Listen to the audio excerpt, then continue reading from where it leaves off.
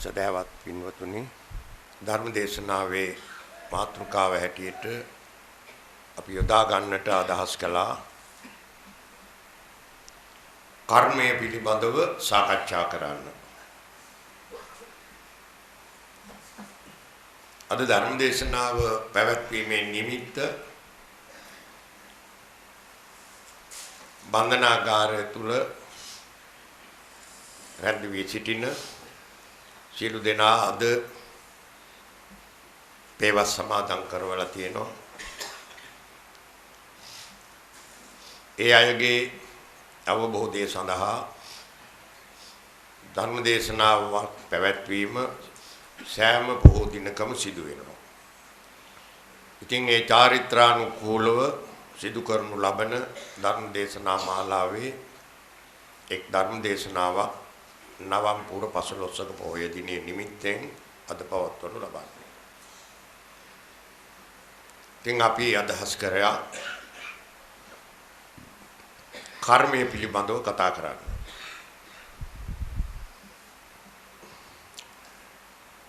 බුදුරජාණන් වහන්සේ ලෝක පහළ වීමටත් අවුරුදු 6000කට පමණ පෙර සිටම කර්මය පිළිබඳ විවිධ මතිමතාන්තර ජනතාව තුළ පැවතිලා තියෙනවා. බුද්ධ කාලීන සමාජයේ බොහොම තද බල විදිහට කර්මය පිළිබඳ නොයෙක් වාද ඇති වෙලා තියෙනවා. බුදුරජාණන් වහන්සේ පහළ වන යුගයේදී දඹදිව ආත්මවාදය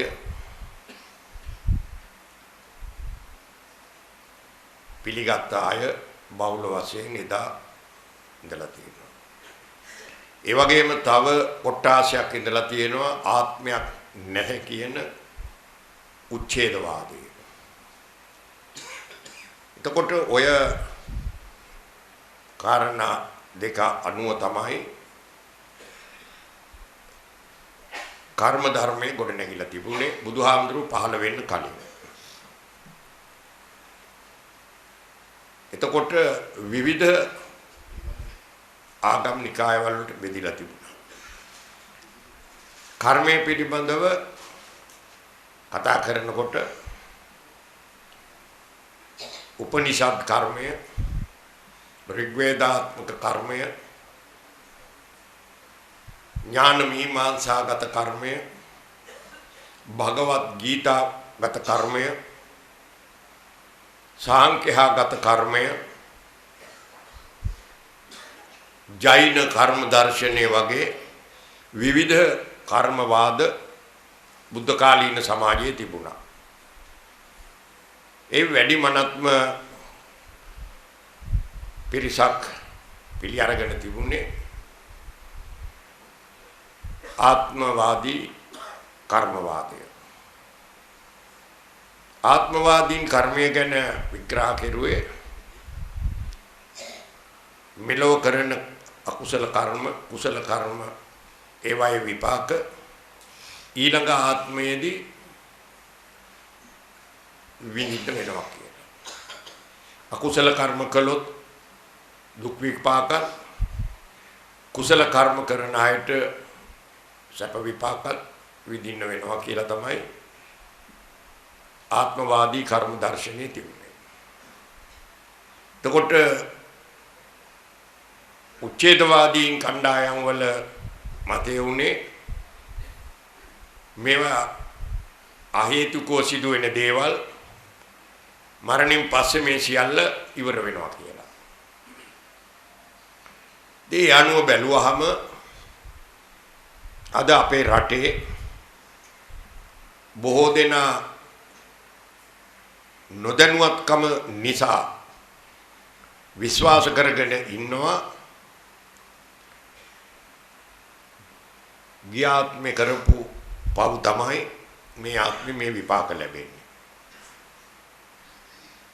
බුදුදහමෙත් ඒ විදිහටයි උගන්වන්නේ කියලා බොහෝ දෙනා හිතාගෙන ඉන්නවා. උගන්වනවා මේ විදිහට.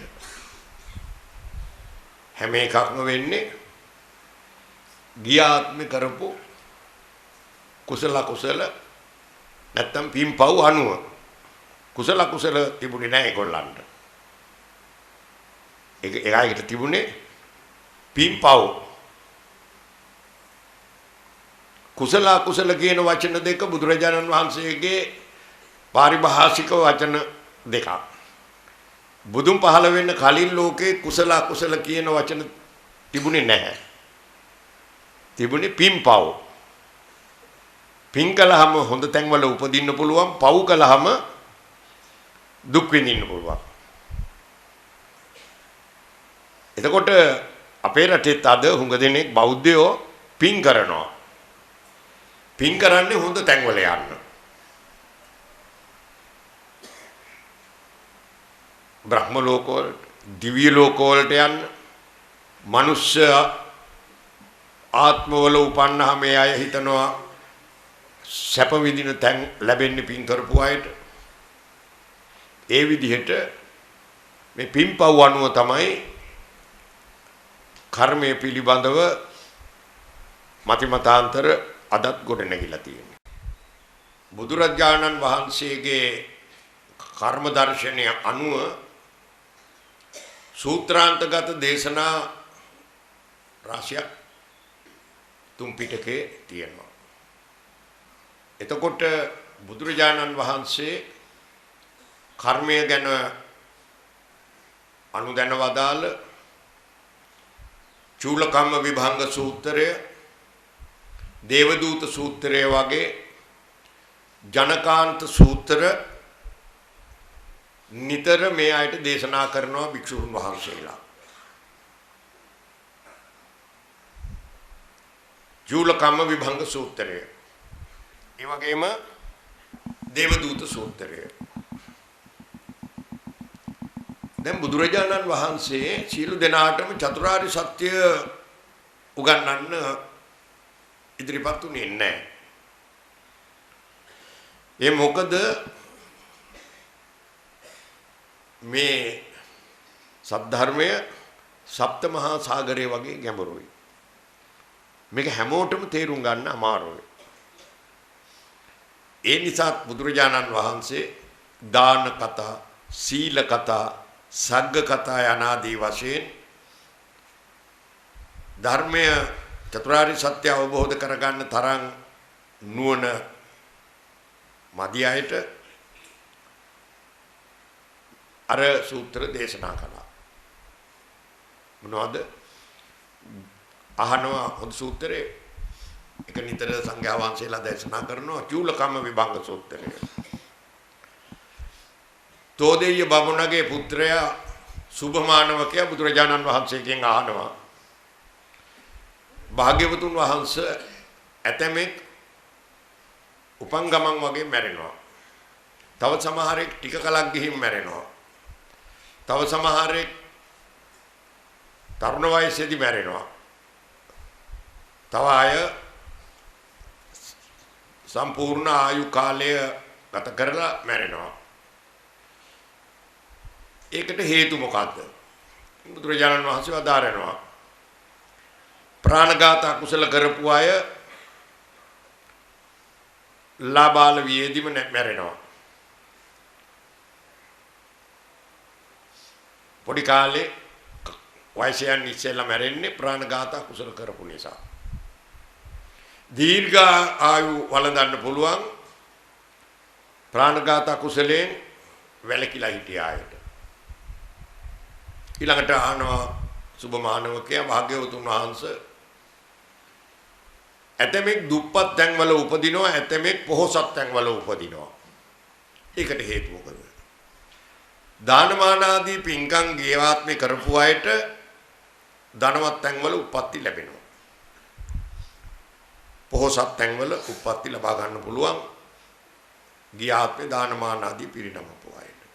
දන් නොදීපු අය දුප්පත් තැන්වල උපදිනවා. භාග්‍යවතුන් වහන්සේ සමහරේ අංග විකලව උපදිනවා. ඒ සත්ව හිංසාවේ දුණු අය, ප්‍රාණඝාත කුසල වගේ කරපු අය, සත්තුන්ගේ අතපය කඩපු අය, ඒ අය අංග විකලෝ. එතකොට ඔය වගේ ප්‍රශ්න ගණනාවක් 14ක් අහන සුභමානවකයා. එතකොට බුදුහාමුදුරුවෝ ඔය ප්‍රශ්න 14ටම පිළිතුරු දෙන්නේ මේ ගිය ආත්මේ ඊට කලින් ආත්මේ පෙර ආත්මවල කරපු අකුසල කර්ම අනුව නරක විපාක කරපු පුණ්‍ය කර්ම අනුව හොඳ විපාක.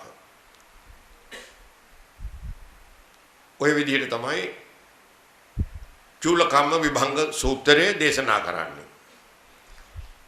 ඉතින් දැන් අපේ රටේ අද බහුල වශයෙන්ම ඔය සූත්‍ර දෙකෙන් තමයි චූලකම්ම විභංග සූත්‍රයේ දේවදූත සූත්‍රයේ කාරණා අනුව ධර්මයේ දේශනා කරන්නේ. ඒකට හේතුව මේ රටට බුදුදහම ගෙනල්ලා භික්ෂු පරපුරක් පිහිටවලා අවුරුදු 2375කට ආසන්න කාලයක් වුණා. තාම අපේ අය ධර්මය ඉගෙන ගන්න ධර්මාවබෝධයක් ඇති කරගන්න සමත් වෙලා නැහැ.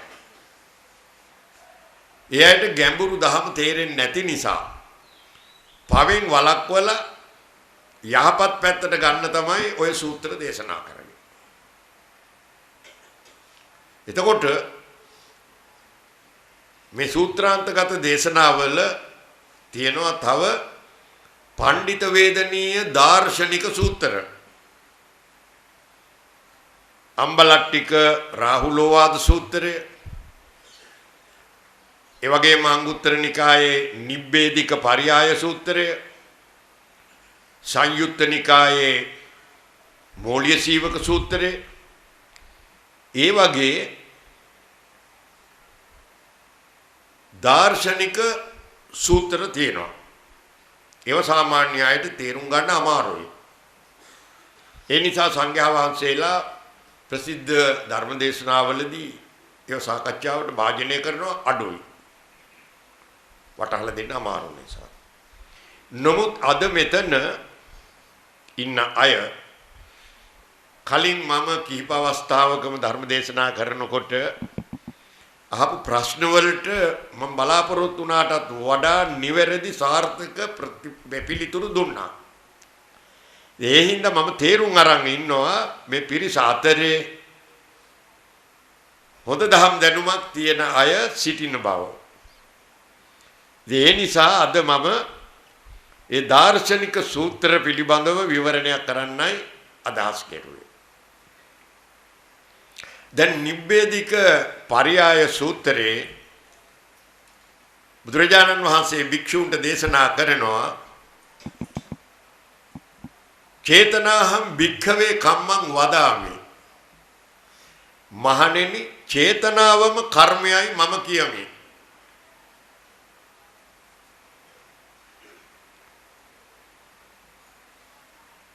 චේතනාවම කර්මයයි මම කියමි. එතකොට අපි යමක් කරන්න කලින් හිතනවා. සිතුවිලි චේතනාව හිතනවා. එතකොට ඒ අනුව තමයි අපි කුසල හෝ අකුසල කර්ම කරන්නේ. එතකොට කර්මයට මූලික වෙන්නේ මොකද්ද? චේතනාව, හිත. දැන් පැහැදිලිනේ. එතකොට මේක හොඳට පැහැදිලිව තේරුම් ගන්න. මොකද දැන් අපි වෙන ධර්මයක් ඉගෙනගෙන තියෙන කර්මය කියලා නේ. දැන් අහුවොත් මෙතන ඔගොල්ලෝ ඇයි අද මෙතන මේ තත්වයටපත් වෙලා ඉන්නේ? పూర్වේ පව තමයි. ඔක්කොම పూర్වේවට බාර දෙනවා. එහෙම නැහැ. බුදුරජාණන් වහන්සේ පිළිකුලෙන් බැහැර කෙරුවා. ගිය ආත්මේ කරපු පව් මේ ආත්මේ විපාක දෙනවා. ගිය ආත්මේ කරපු පින් තමයි සියල්ලක් මේ ආත්මේ විපාක දෙන්නේ කියන මේ කාරණාව බුදුරජාණන් වහන්සේ පිළිකුලෙන් බැහැර කළා. ඒක ජෛන ආගමේ ආත්මවාදීන්ගේ ඉගැන්වීමක්. මේක සූත්‍ර වලටත් ඇවිල්ලා තියෙනවා හැබැයි. මම ඒකයි මුලින්ම කිව්වේ ජනකාන්ත සූත්‍ර. ඒවැ දාර්ශනික හරයක් නැහැ. තේරුණා? නමුත් ඒකේ වරදකුත් නැහැ. වරදක් නැත්තේ මොකද? මිනිස්සු පවෙන් වළක්වල යහපත් පැත්තට ගන්න පුළුවන්.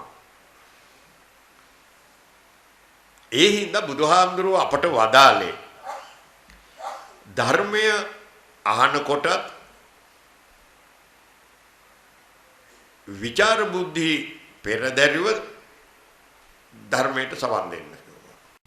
විචාර බුද්ධි පෙරදැරිව කිව්වේ මේ දේශනා කරන එක කොහොමද මෙහෙම වෙන්නේ? මේක ඇත්තක් තියනවද? මේක සත්‍යද?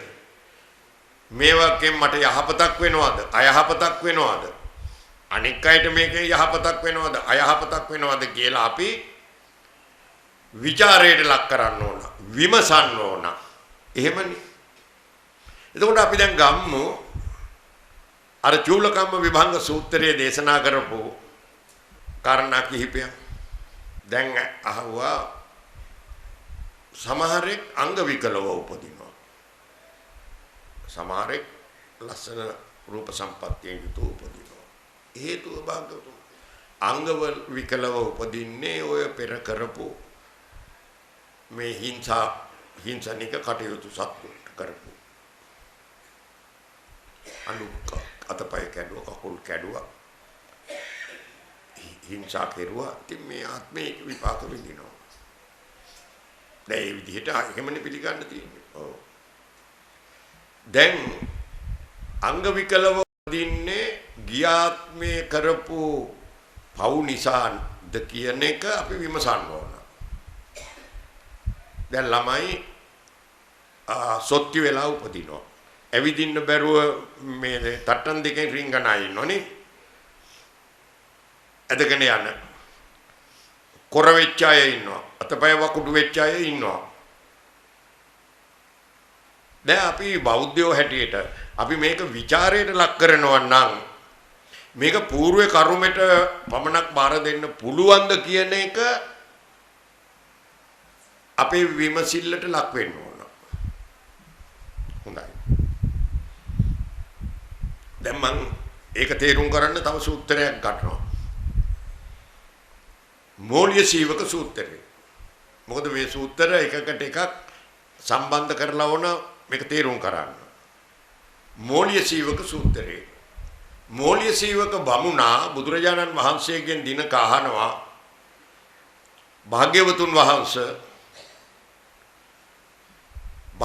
වහන්සේගේ සිරිපතුලේ ගල් කෑල්ලක් වැදිලා තුවාල වෙලා පැසවලා කෝවක් අගෙඩියක් වගේ ලේ පාටට ඉදිමිලා වේදනාව වින්දා.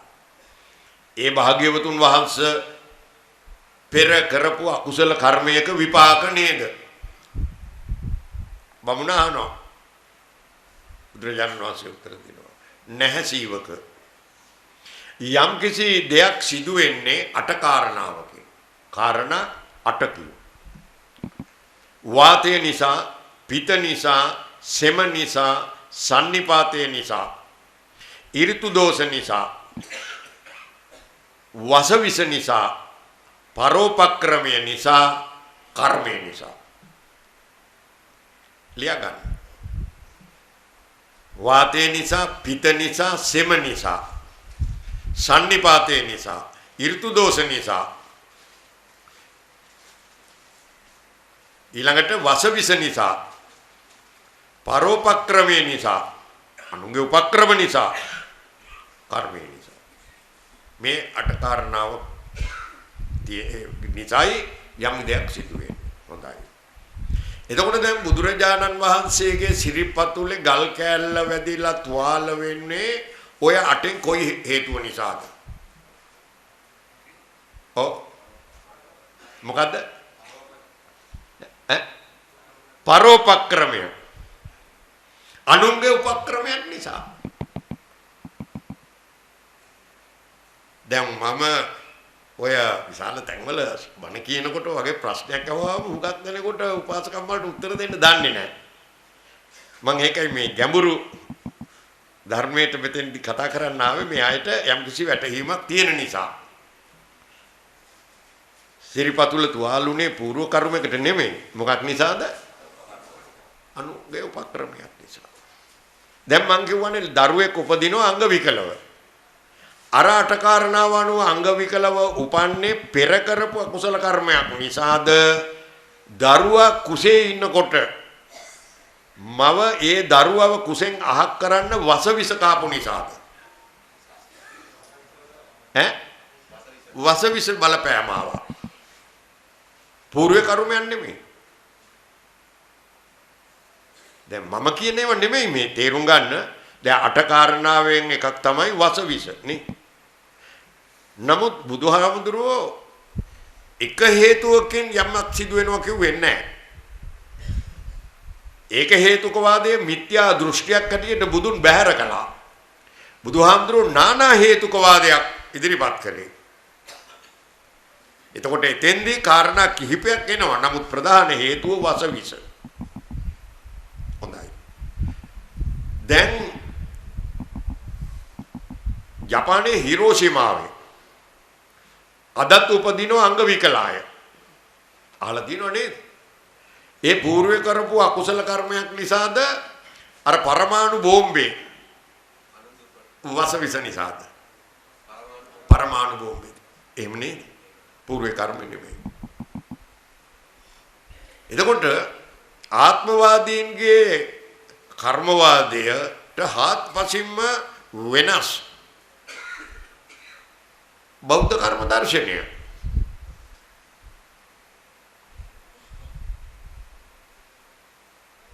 දැන් චේතනාහම් භික්ඛවේ කම්මං වදාමි. කර්මයට මුල් වෙන්නේ චේතනාව. එහෙමනේ. දුක හටගන්නේ හිතේද ගතේද? හිතේ. එතකොට දුක චේතනාවක් කියන එක පිළිගන්නවද? ඔව්. එතකොට දැන් චතුරාර්ය සත්‍ය හතර කියන්නේ දුක, දුකට හේතුව, දුකෙන් මිදීම, දුකින් මිදීමේ මඟ. එතකොට දුක කියන්නේ චේතනාව නේද? එහෙමනේ. චේතනාව කියන්නේ කර්මය.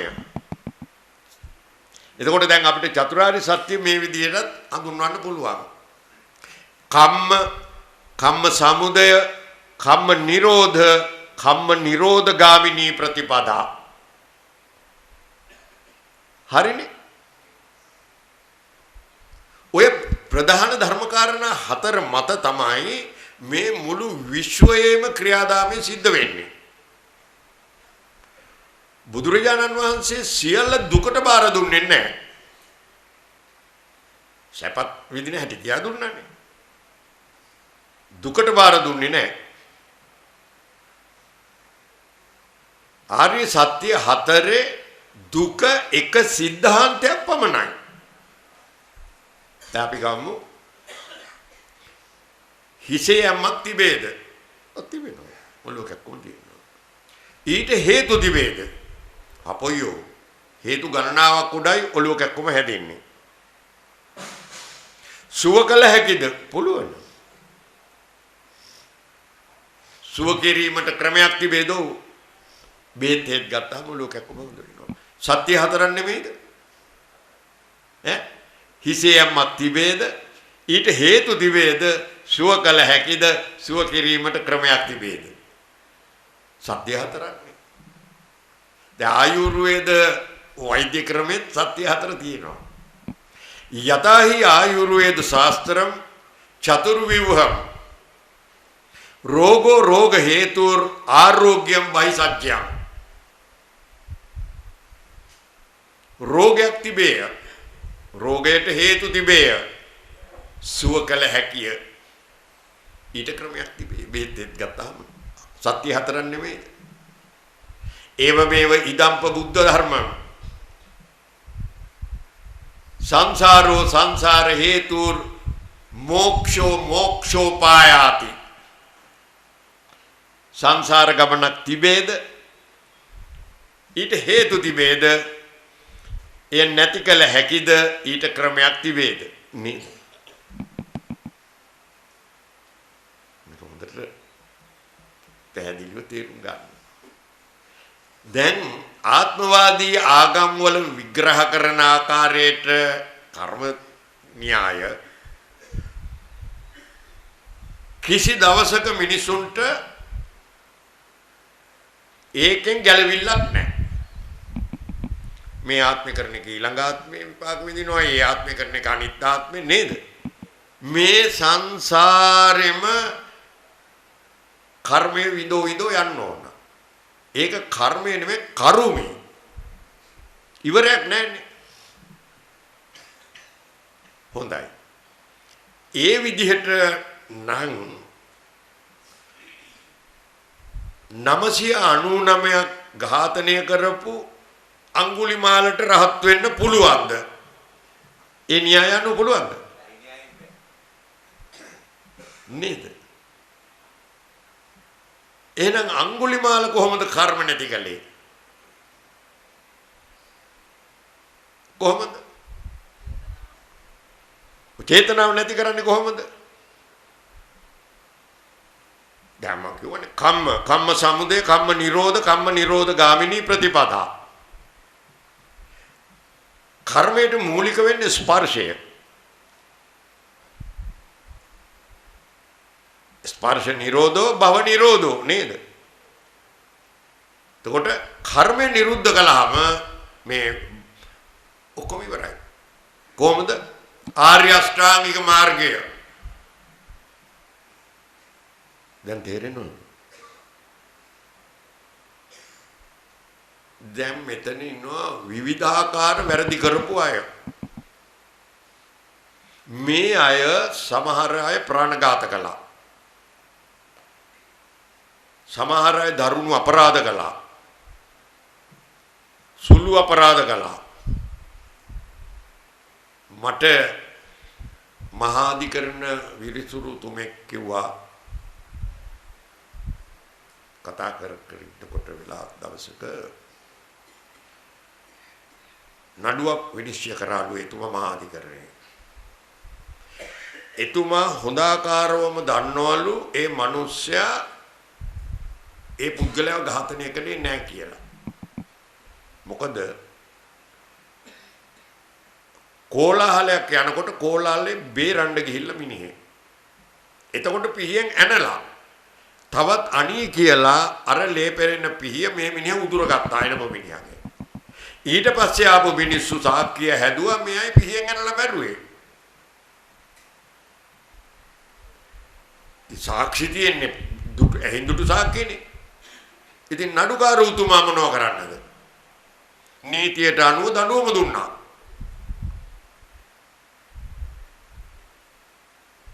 එතකොට ඒ වගේ දේවල් වෙනවා. එතකොට මෙතන පපුව පිච්චි ඇති. මොකක් හරි අපරාධයක් කළාම මේක අපට සංසාරේ කවදා හරි විපාක විඳින්න වෙයි කියලා. එතකොට කර්ම ෂේ කරන්න තමයි ලෝට බුදු කෙනෙක් පහළ වුණේ. සංසාරේ කර්මෙ දක්වන්න නෙමෙයි. තේරුණා නේද?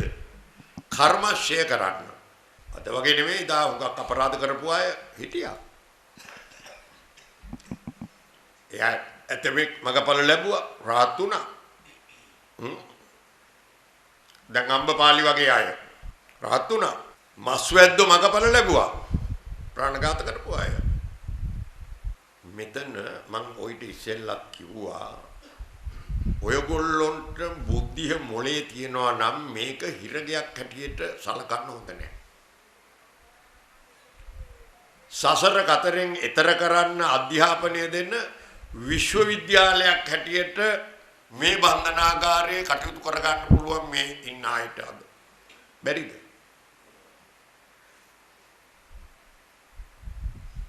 එතකොට කොහොමද කර්මශය කරන්නේ?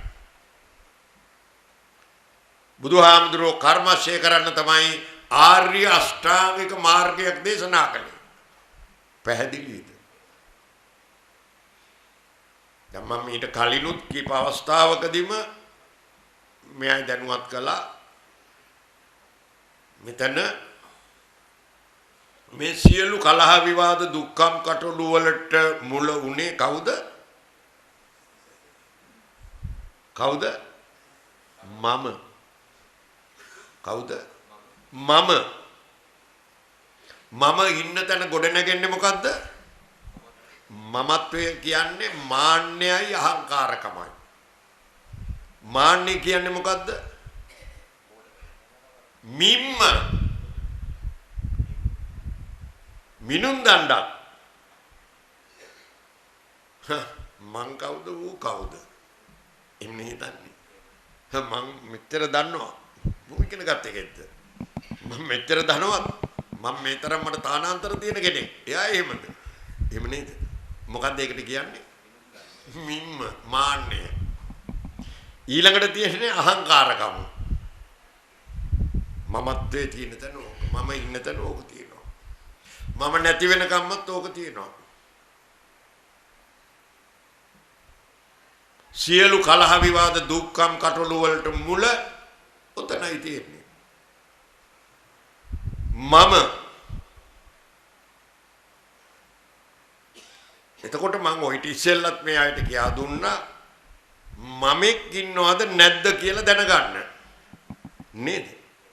ඔය කියන මම මේ ශරීරය තුල ඉන්නවද? නැහැ. එතකොට එතනින් මේක පටන් ගන්නකොට අපට මෙතනත් එකයි, ගෙදරත් එකයි, අරණ්‍ය සේනාසනයත් එකයි, පන්සලත් එකයි හිත දියුණු කරගන්න කෙනෙකුට. හිත දියුණු කරගන්න කෙනෙකුට මාන්නේ අහංකාරකමයි තියෙන තාක්කල් කවරදාවත් කොහේ හිටියත් ඒක කරන්න බෑ. මෙතන ගහ ගන්න ඕනේ ඔයගොල්ලෝ. ගහ ගන්නවා. කපා ගන්නවා බෝතල් කට්ටක්වත් ගේන්න දෙන්නේ නැහැ නේද? ඇයි මුන් කපා ගන්නවා? ඇයි ඒ? ඔව්. මාන්නේ අහංකාරකමයි. මිනිස්සුන්ට දඬුවම් කරලා හදන්න බෑ. මිනිස්සු හදන්න ඕන අවබෝධය දීලා, නුවණ දීලා. මිනිස්සුන්ගේ දියුණු කරන්න ඕන ආධ්‍යාත්මය. අද පුනරුත්ථාපනය කරනවා කියන්නේ මේ අර කලින් හිටිය වලටම ඇදලා දාන එක නෙමෙයි. යහපත් පුරවැසියෙක් කරන තත්වයට ගේන එක. පුනරුත්ථාපනය කවුවහම ඉස්සෙල්ලා හිටිය තැනට ආයෙ ඇදලා දාන එක නෙමෙයි. එතෙන්ටත් වැඩිය මේ ඉන්න තැනටත් වැඩිය හොඳ තැනකට ගෙනියන්නයි මේ ධර්ම දේශනා කරන්නේ. එතකොට මෙතනින්ම පුළුවන්නේ ඒ කටයුතු ඉෂ්ට කරගන්න බැරිද? ඔව්. එතකොට කලකෝලාහල නැතුව මෙතන ඉන්න නම් මොකද්ද තියෙන්න ඕන? ඉවසීම ඕන. අර මම කියන කෙනා පිළිබඳව නිරන්තරයෙන් හිතන්න. මොකද මේ කිසි දෙයක් මට අයිති නෑ මගේ ශරීරේ. දැන් මම මේ කන්නඩියක් දාලා බලන්නේ. කාගේ ඇහෙන්ද? මගේ ඇහෙන්. ඉතින් මගේ ඇහෙන් මට ඕන විදිහට බලන්න බැරි නම් ඇහැ මගේද? නෑ. කොණ්ඩේ ඉදෙන්න නොදී Tamanට නවත්ත ගන්න බැරි නම් මේ කොණ්ඩේ Tamanගේද? දත දිරන්න නොදී නවත්ත ගන්න බැරි නම් දත Tamanගේද? හිත Tamanට ඕන විදිහට හසුරව ගන්න බැරි නම් හිතත් Tamunගේද? නේද? හිතත් ඇහැ කන දිව නැහැය කය මනස වගේ හසුරවන්න පුළුවන් ඉන්ද්‍රියක්. ඒක හසුරව ගන්න ක්‍රමය තමයි දැන් මේ ධර්මයෙන් ඉගෙන ගන්න හදන්නේ අපි. මේක කරගන්න බැරි අරය ඉන්න හින්දා. කවුද? මම. කේන්ති ආවහම බලන්නකෝ. බෞද්ධයෙක් කියන්නේ නිවුණු කෙනෙකුට හිත නිවා ගන්න බණ අහන්නේ. රත් වෙච්ච හිත නිවා ගන්න. ඉතින් ඒ හින්දා මොහොතකටවත් කලකිරෙන්න පසුබට වෙන්න කල්පනා කරන්න එපා. මෙතනින් විතරක් නෙමෙයි සංසාරෙම ගැලවිලා මෙතනින් දොට්ට බහින්න පුළුවන්. මේ අයට ප්‍රඥාවයි වීර්යයයි තියෙනවා නම් පුළුවන්. එතකොට මම අතහැරුණාම ඒකට කියන්නේ සම්‍යක් දෘෂ්ටිය. මිත්‍යා දෘෂ්ටිය තමයි දින්නේ හුඟක් දෙන්නේ. මම වෙමි, මගේ වෙමි, සත්වයක් වෙමි, පුද්ගලයෙක් වෙමි කියන දෘෂ්ටියට මොකද්ද කියන්නේ? සක්කාය දිට්ඨිය. සක්කාය දිට්ඨිය. මම වෙමි කියන දෘෂ්ටිය. ඕක නැති වෙන්න නම් රහත් ඵලයටපත් වෙන්න ඕන. සෝවාන් ඵලයටපත් වෙනවා කියන්නේ සක්කාය දිට්ඨිය යටපත් කරගන්න ඕන. යටපත් කරගන්න ඕන. නිරන්තර හැඟීමක් අප තුල තියෙන්න ඕන මෙතන මේකේ අයිතියක් මට නැහැ. එතකොට අර කම්සප්ප විදින පැත්ත අතහැරෙනවා. දැන් මේක ඇතුළට ඇවිල්ලා ගහගන්නේ මොකටද? අරුවට වඩා මම ඉන්න ඕන තත්ත්වයක් තියාගන්න. එහෙම නේද? මාන්නේ. එහෙම නේද? පැලෑනේ වජිරඥාන හාමුදුරුවෝ ඉන්නකම්ම කිව්වේ මොකද්ද? නම්බුව හරියට බම්බුව වගේ කිව්වා. හිස් දෙයක්.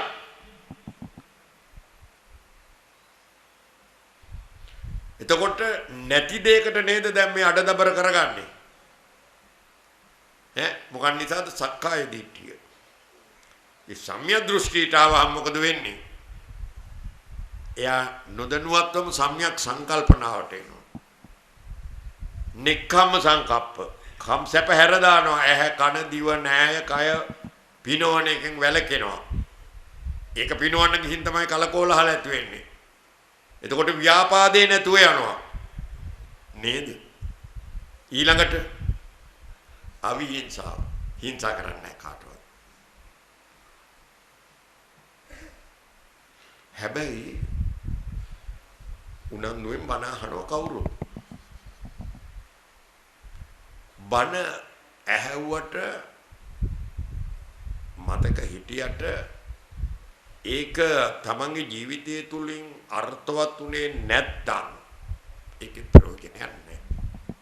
මේ හැම එකක්ම ගැනම ඒකට කියන්නේ යෝනිසෝ මනසිකාරය. අපි අසීයෙන් ඉන්නේ. කේන්ති ගියාම සිහිය පිහිටුවා ගත්තොත්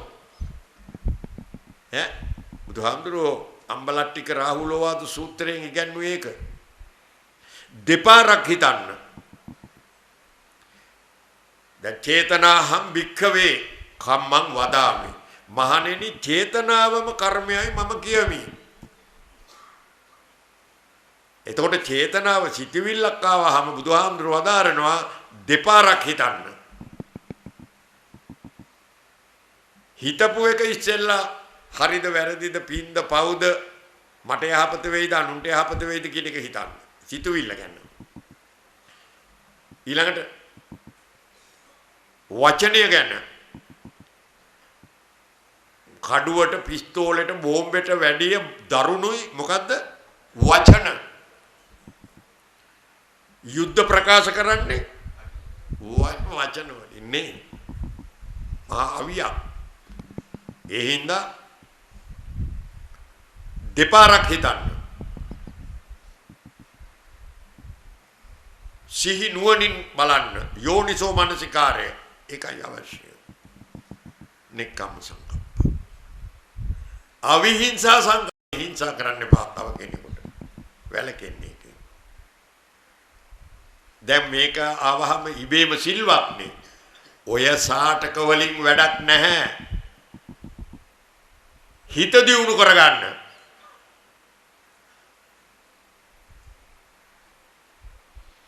හිත පිරිසිදු කරගන්න. හිත නිවා ගන්න. මේකයි අවශ්‍ය. ඒ නිසා ඔය කාරණා ටික අපි කම්සැප විදින එක මේක අපට වරොත්තු දෙන්නේ නැති වැඩක්. මේකෙන් අපිට සෑහීමකටපත් වෙන්න බෑ කවදාවත්. මේ රහ ගුණ අරවමය හොයන්න ඕනේ නෑ, ලැබෙන එකෙන් ජීවත් වෙනවා. එතකොට කම්සැප අතහැරෙනවා. ඒක අතහැරෙනකොට ව්‍යාපාදය අතහැරෙනවා. මේ එකකට එකක් සාපේක්ෂයි. එකක් ඇතුළේ ඔක්කොම යනවා. ඊළඟට හිංසාවෙන් වැළකෙන්න. දැන් ඉබේ සිල්වත්. පද සමාදාන වෙන්න ඕනේ නැහැ. අවබෝධයෙන් සිල්වත් වෙන කෙනා නිරන්තරයෙන්ම එයා සිල්වත් භවයේ ඉන්නවා. එයාගේ සීලේ කිසිම චලනයක් වෙන්නේ නැහැ. පද සමාදන් වුණා වගේ නෙමෙයි. අවබෝධයෙන් සිල්වත් වුණා. එයා නිතරම බලනවා සතර සම්‍යක් ප්‍රදානය වඩන්න. නොකරපු අකුසල් කරන්න, කරපු අකුසල් ප්‍රහීන කරන්න. නොකරපු කුසල් කරන්න, කරපු කුසල් ප්‍රවර්ධනය කරගන්න. අන්න යාට පුළුවන්. දැන් යාගේ හිත දියුණුයි. දැන් යාට පුළුවන් භාවනාමය ක්‍රියාමාර්ගයට එන්න. යා සිහියෙන් අවදිකමෙන් ඉන්න කෙනෙක්. තේරුණා? කර්ම ශේ කරන්න තමයි බුදුහාමුදුරුවෝ ආර්ය අෂ්ටාංගික මාර්ගයක් දේශනා කළේ. ඉතින් ඔය කටයුතු ටික කරන්න සල්ලි අවශ්‍ය නැහැ. පොත් අවශ්‍ය නැහැ. ධනෙ අවශ්‍යත් නැහැ. ඕකට කියලා වෙනම කාලයක් ඕනෙත් නැහැ.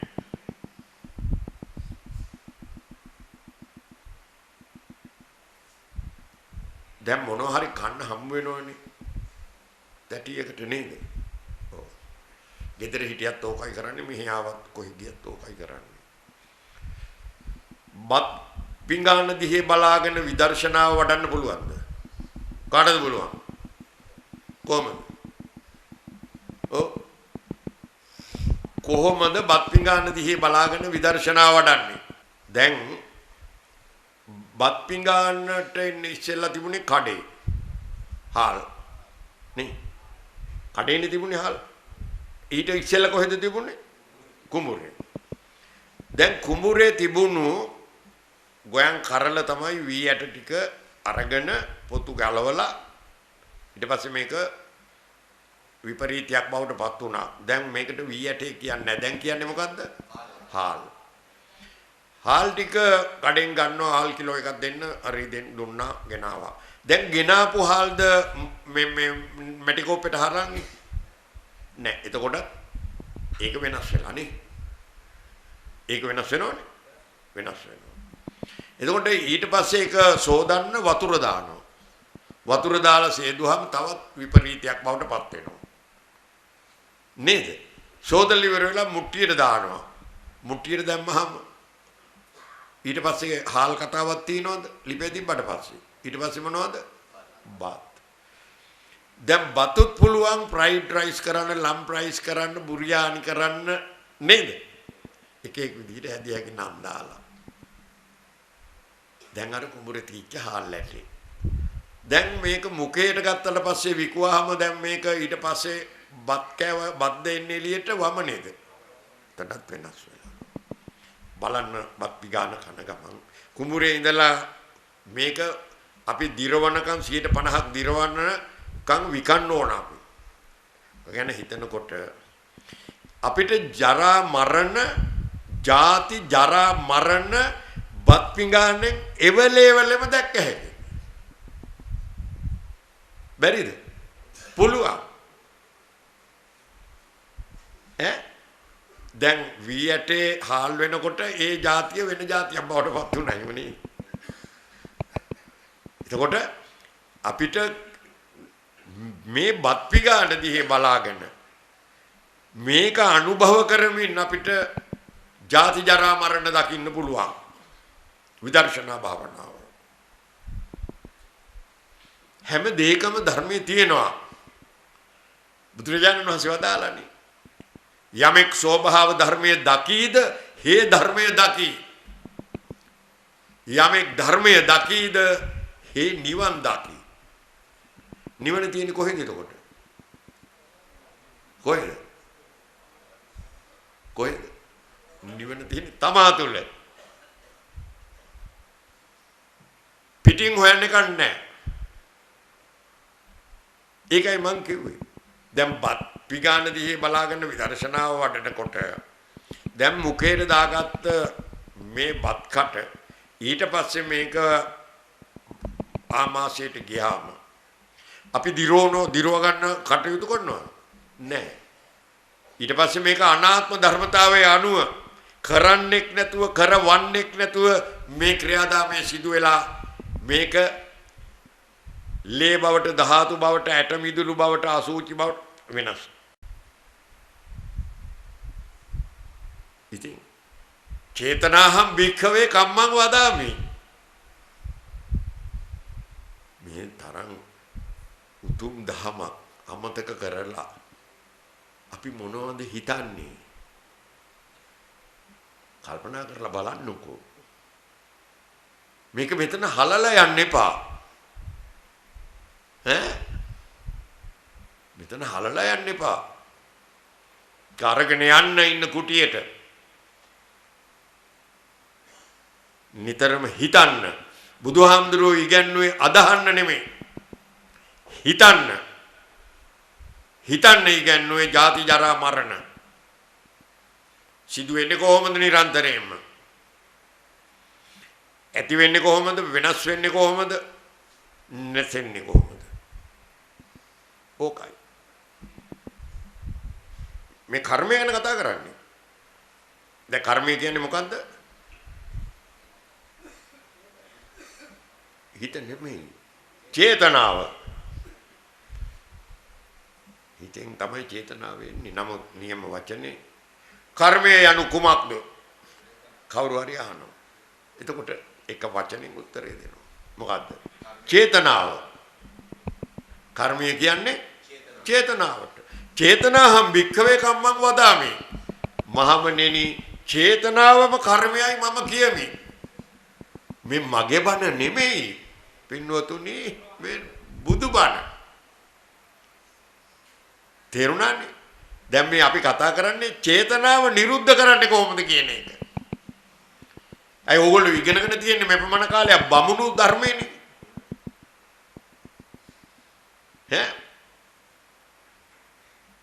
ඉතින් අපි බෞද්ධයෝ වෙන්න ඕන. බෞද්ධයෝ වෙන්න ඕනේ ඉස්සෙල්ලා.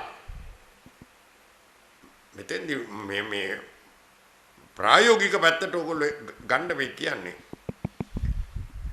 හිත කඹයක් නම් ලණු පොටවල් 3ක් ඇඹරි තමයි මේ හිත නැමැති කඹේ වැඩ කරන්නේ. ලණු පොටවල් 3 හැඟීම්, දැනීම්, මෙහෙයවීම. හැඟීම්, දැනීම්, මෙහෙයවීම. සංවේදනය, සංජානනය, සංචේතනය.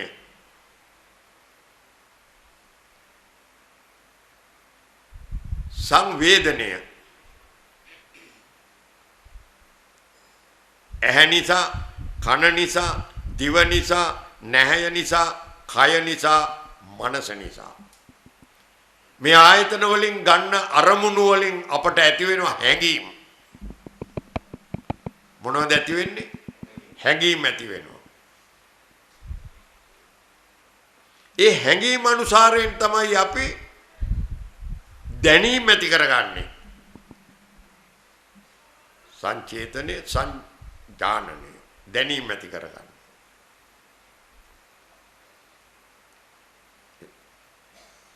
බොහෝ දේ ගැන අපි විවිධ දැනුම් එනවනේ නේද?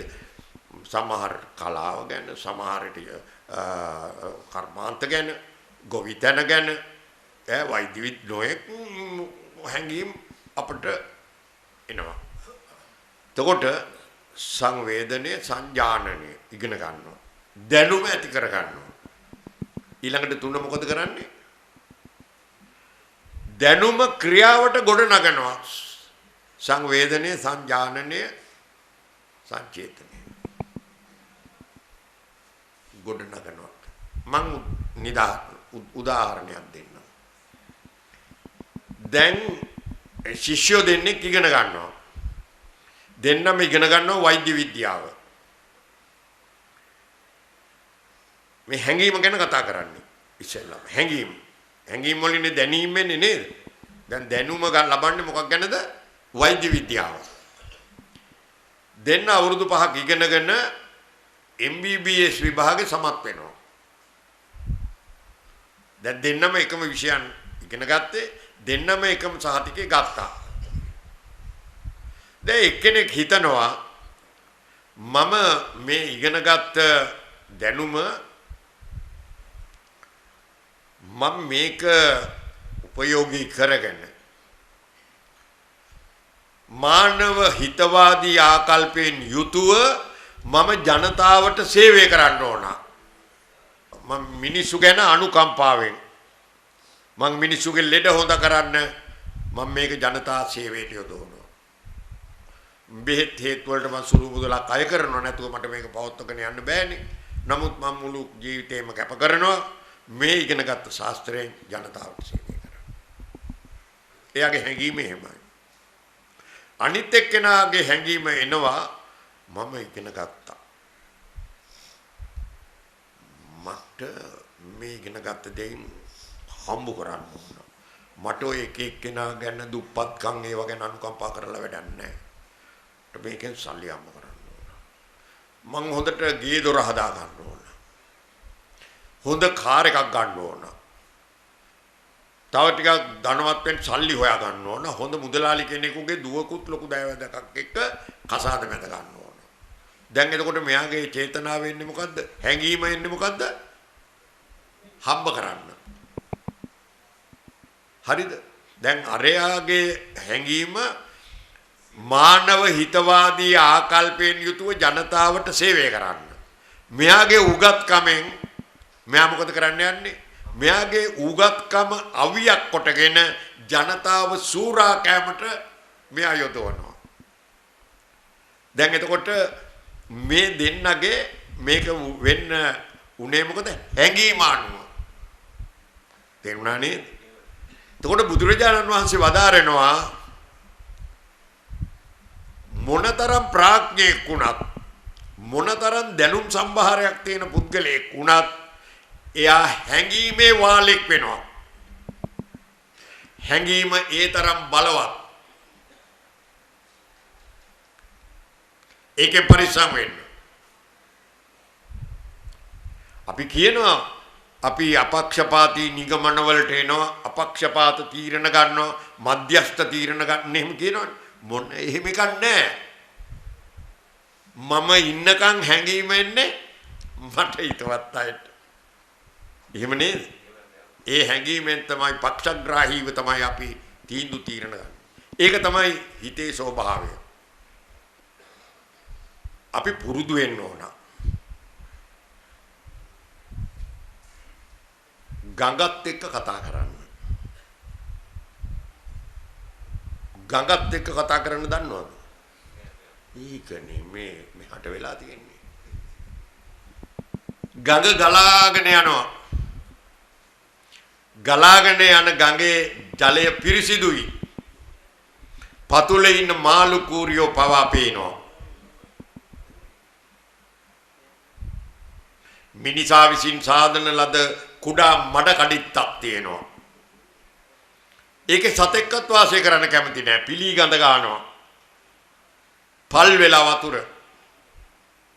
නේ. ඒ වගේ අපේ හිතටත් ගලාගෙන යන්න දෙන්න ඕන. කොක්කු ගහලා නවත්තන්න හොඳ නෑ හිත. අපේ දුර්වලකමක් තියෙනවා. අපි යම් යම් තැන්වලදී කොක්කු ගහලා හිත නවත්තනවා. අරු මට මෙහෙම වැඩක් කළා. ඔක්කගෙන් මම පලි ගන්නවා කවදා හරි. ගැව්ව කොක්කක් නැවතුව හිත හිතන. අපේ પરම්පරාවම උන් එක්ක කතා බහක් නැහැනේ, ආශ්‍රයක් නැහැනේ. ගැව්වා කොක්කක් එතන නැවතුවා හිත. මං අහවල් පක්ෂෙට අරු කොච්චර හොඳ වුණා මට වැඩක් නැහැ. මම මේක තමයි කැමති. ගැව්ව කොක්කක් හිත නැවතුවා හිත. එහෙම මම මේ ප්‍රතිපත්තියම තමයි මම මේක වෙනස් කරන්නේ නැහැ. ගැව්ව කොක්කක් නැවතුවා හිත හිත. එතකොට මොකද වෙන්නේ? හිත අර මිනිසා විසින් සාදන ලද එකතන පල් වෙන කුඩා මඩ කඩਿੱත්ත වගේ. ඒ හින්දා හිතට ගලාගෙන යන්න දෙන්න ඕන.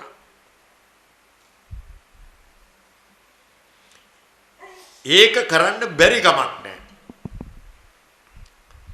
ඒක කරන්න බැරි මොකද අපි නොයෙක් දේවල් දෘෂ්ටි හැටියට අරගෙන යෞදිව් වශයෙන් ඒවා වෙනස් කරන්නේ නැහැ කියන දරුණු තීරණවල ඉන්න හින්දා හිතට ගලාගෙන යන්න ඉඩ දෙන්න. අපි හැමෝටම අනුකම්පා කරනවා නම් දයාව කරුණාව මෛත්‍රිය අප ළඟ තියෙනවා නම් ඒව තමයි බෞද්ධ ගුණධර්ම. මේ සූරවත් ඔය සුදුරෙදි වලවත් ධර්ම චක්‍රේවත් බෞද්ධ කොඩියවත් කොත් කැරැල්ලේවත් රන් වැටේවත් බෞද්ධකම නැහැ. බෞද්ධකම තියෙන්නේ දයාව කරුණාව අනුකම්පාව මෛත්‍රිය ගුණවත්කම සිල්වත්කම යුතුයකම් ඉෂ්ට කිරීම කෙලෙහි ගුණ සැලකීම චාන් සරල දිවි පැවැත්ම කොතනද එතන බෞද්ධකම ඇත. බෞද්ධකම තියෙන ගුණ ධර්මවල බෞද්ධයෙක් වෙන්න නම් ඒ ගුණ ධර්ම තමා තුලින් අර්ථවත් වෙන්න ඕන.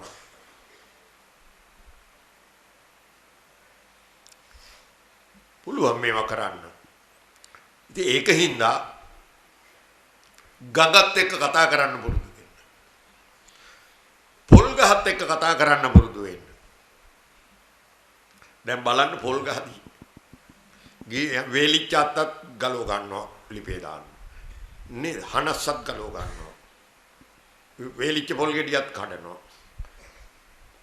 කල්ටි ගෙඩියත් කඩනවා. කුරුම්බ ගෙඩියත් කඩනවා. මලත් කපනවා.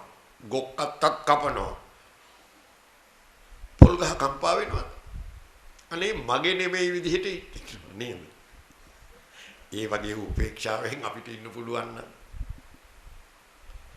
ඉතින් මේක ඇතුළේදී එහෙම පුරුදු වෙන්න පුළුවන් නේ. කල්පනා කරන්න හිතන්න. බුදුහාමුදුරුවෝ ඉගෙනුවේ අදහන්න නොවේ හිතන්න. ඵලයට හේතු හොයන්න. හේතු නිරුද්ධ කළාම ඵලය නිරුද්ධ වෙනවා. හරි සත්‍ය හතර කිව්වේ ඒකයි.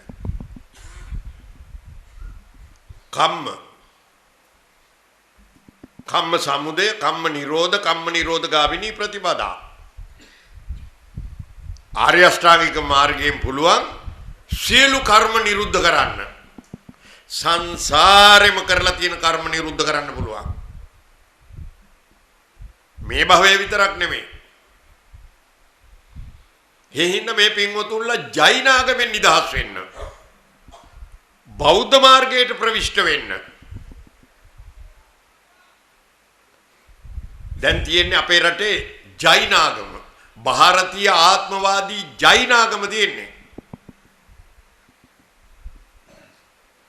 ඒකයි මේ කලහ විවාද දුක්ඛම් කටළු මිනිසුන්ට වැඩි වෙලා මුළු සමාජයේම පරිහානියටපත් වෙලා තියෙන්නේ.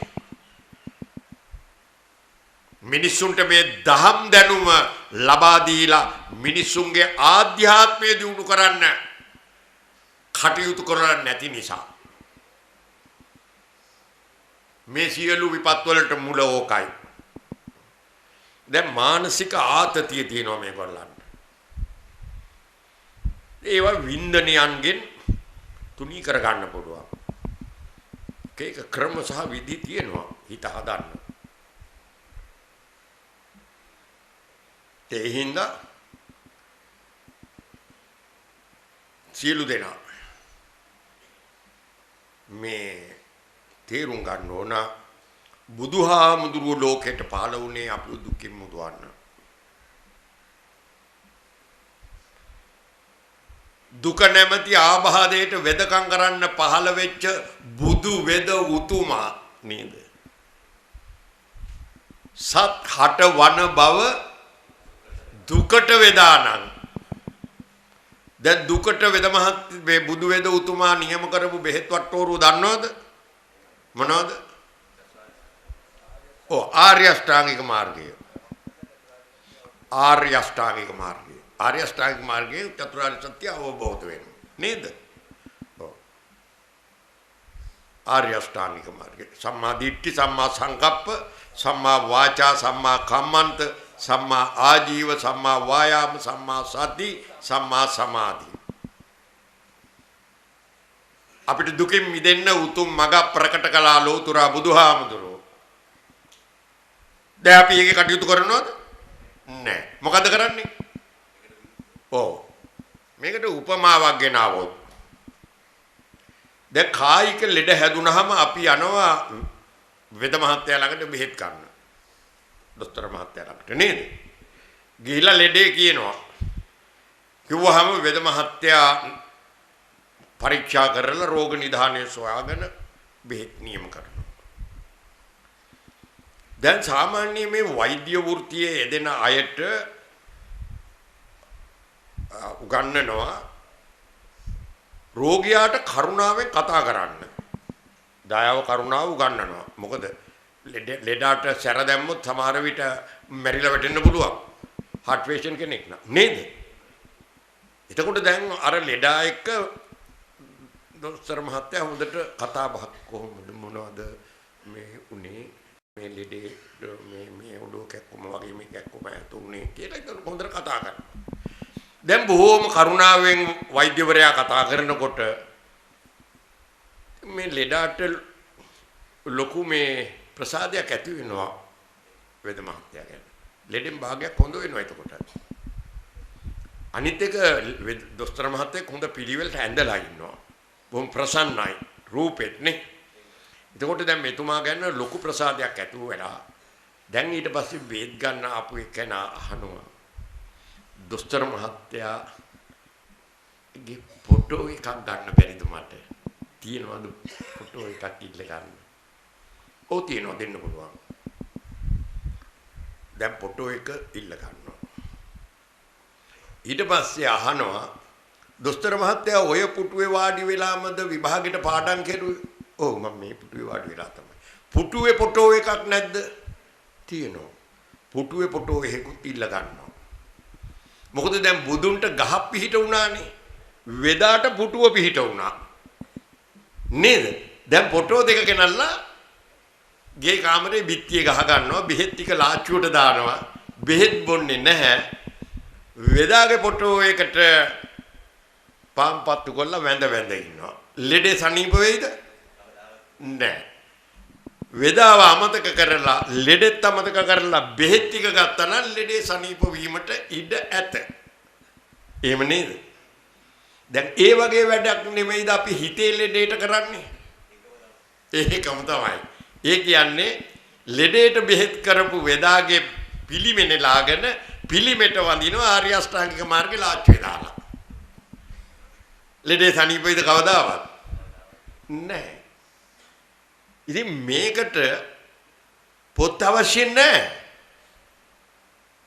දැන් මෙතෙන්ට මාසිකව මේ ආයත භාවනා පන්ති තියෙනවා. අභිධර්ම පන්ති තියෙනවා.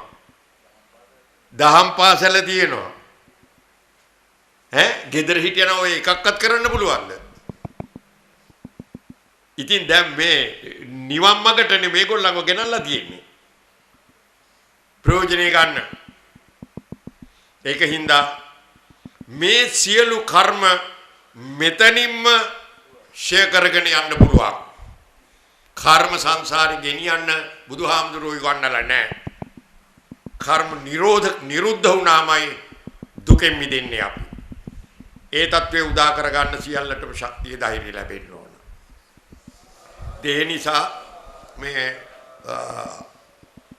තියෙනවා සංස්කෘත ශ්ලෝකයක් मनसि वचसि काये पुण्य पीयूष पूर्णं त्रिभुवनमुखकारा संति विस्त्रीणयन्ता परगुण परमाणु पर्वतीकृत्य नित्यं निज हृदय विकसत्ता शांति सत्ता कियात्ता किसी केनेक केरेही अधिमात्र නොමනා අමනාපයක් නොකොට කිසි කෙනෙක් කෙරෙහි නොමනා ඇල්මක් නොකොට කිරි නැමැති පිනෙන් නැහැවිලා සිතකය වචනය නැමැති තුන්දොරින් පළවෙන ක්‍රියාවෙන් මුළු මහත් ලෝකයාටම සිත සලසන්න පුළුවන් නම් කෙන්දක් පමණ තියෙන අගුණ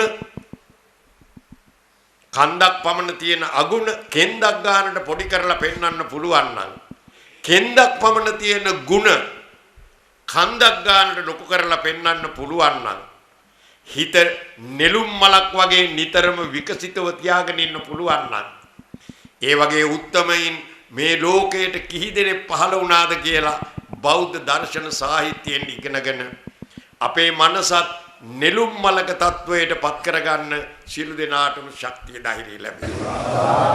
අභිවාදන සීලිස නිච්ඡං වද්ධාපතා ඉනෝ චත්තාරෝ ධම්මා වඩ්ඩන්ති ආයු වන්නෝ සුඛං බලං ආයුරාෝග්‍ය සම්පatti සග්ග සම්පatti මේවත අතෝ නිබ්බාන සම්පatti ඉමිනාතේ සමිජ්ජතු